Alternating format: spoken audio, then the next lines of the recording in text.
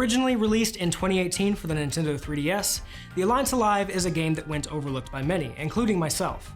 For one, it came out just a month after Radiant Historia Perfect Chronology, which is one of the finest JRPGs to ever grace the system.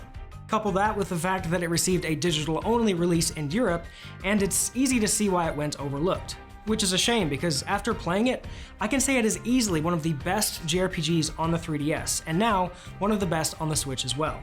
This is probably why NIS America decided to remaster the game for release on modern platforms just a year later. Which, by the way, I have to give a huge shout out to NIS America for supplying me a review code for the purpose of this very, very late review.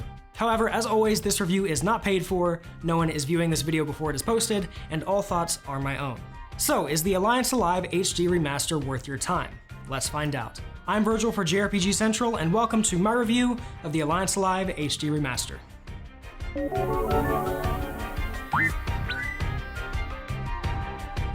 The Alliance Alive is a turn-based RPG developed by Furyu and published by NIS America. It is a spiritual follow-up to director and producer Masataka Matsura's Legend of Legacy, which was also originally released for the 3DS. With the Alliance Alive, Matsura wanted to go even bigger and better, and as a result, the game has some pretty notable names attached to it, with the likes of Yoshitaka Murayama, creator of the Suikoden series, handling the scenario, while Masashi Hamauzu, most famous for his work on Final Fantasy X and XIII, handles composition.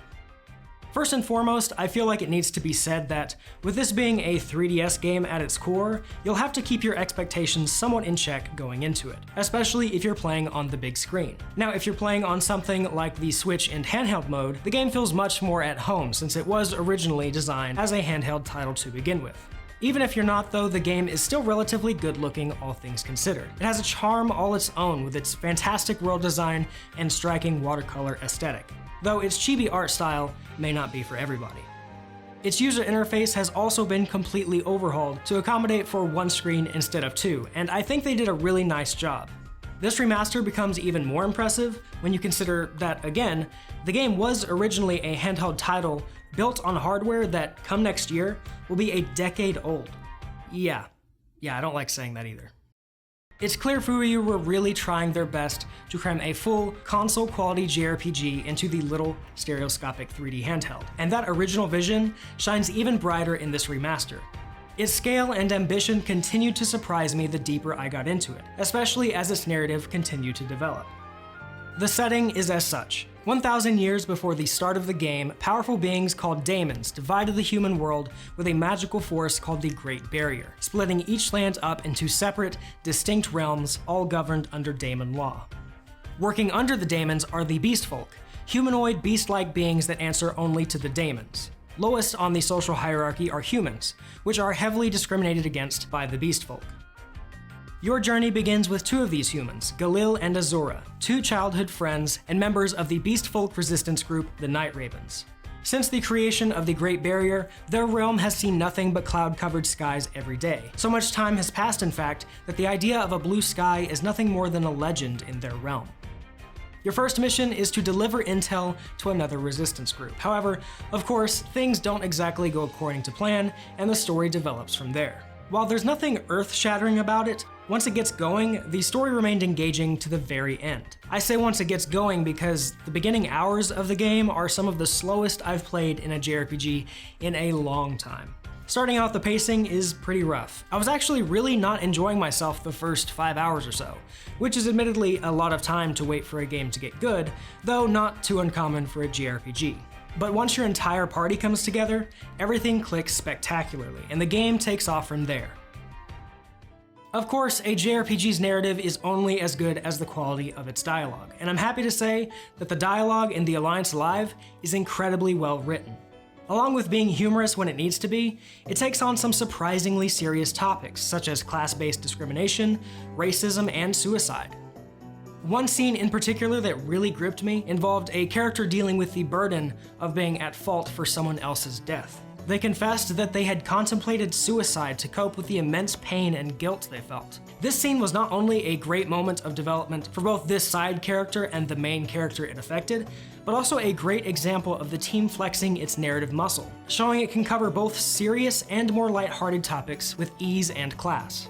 This is truly what makes the Alliance Alive story stand out as something special to me. While the overarching narrative is great, it's nothing mind-blowing or really that new when you look at it on paper. But the execution of the story it presents was so flawless that I couldn't believe how invested I became in this world and its characters. I mean, there are a total of 11 different characters in this game, and most of them are fairly developed and unique.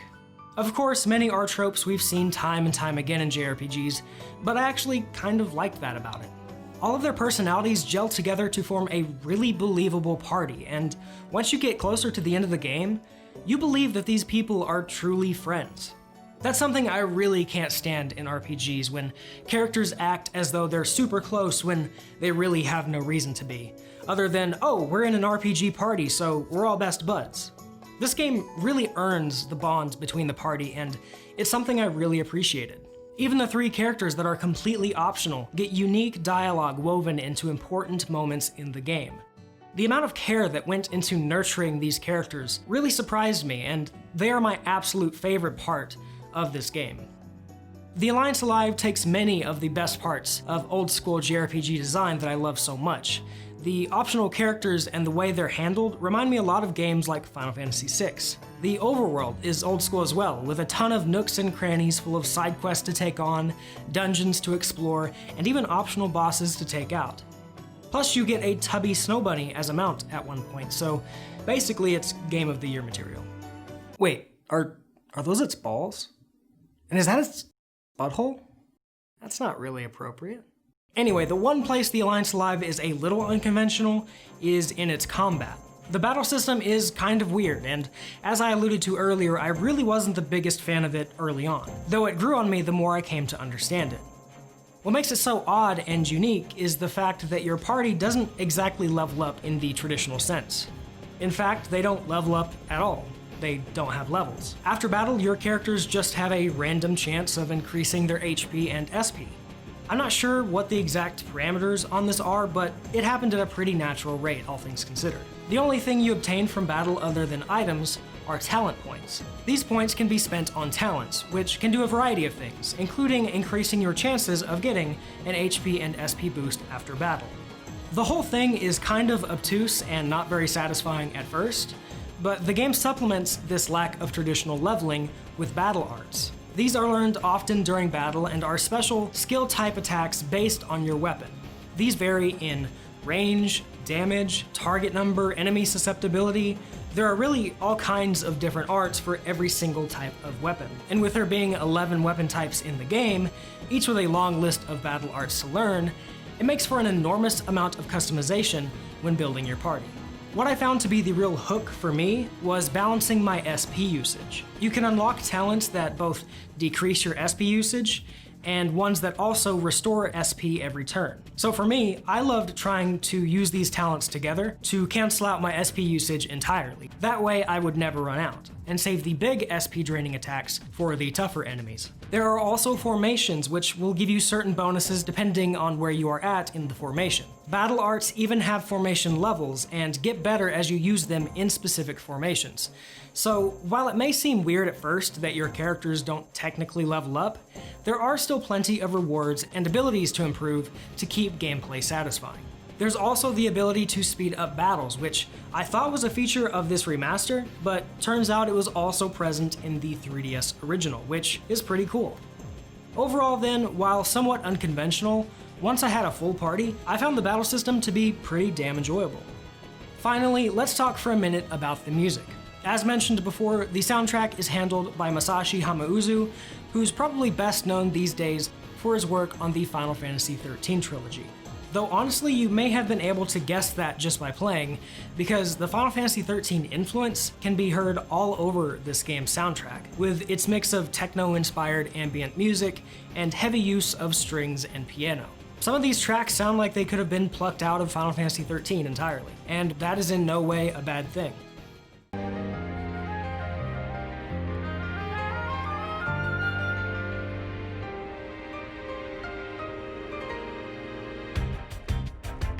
While it certainly had some tracks that were memorable, I found the soundtrack overall to be somewhat average.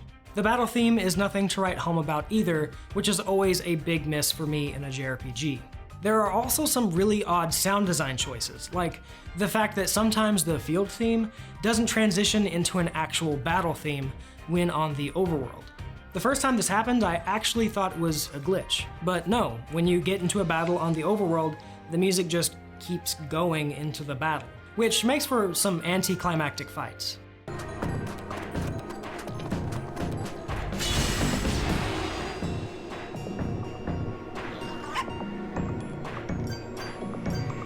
Before I wrap up the review, I want to take this moment to talk about just a few other parts of the game that I liked, but that I didn't think really fit anywhere else in the review, or didn't think they warranted a whole lot of time. So this is kind of an honorable mentions, if you will. There is a guild system in the game that I liked, but wished was just a little bit deeper. As you develop the different guilds and build different guild towers throughout the game, they do help out during battle, which is nice, and they allow you to buy certain equipment, but overall, they were just kind of there. Also, on the whole discrimination element in the game, I actually ran into an NPC that refused to talk to me or sell me items because I was a human. But once I put a rogue daemon character in the front of my party, their dialogue changed completely, and they offered to sell me some pretty good items.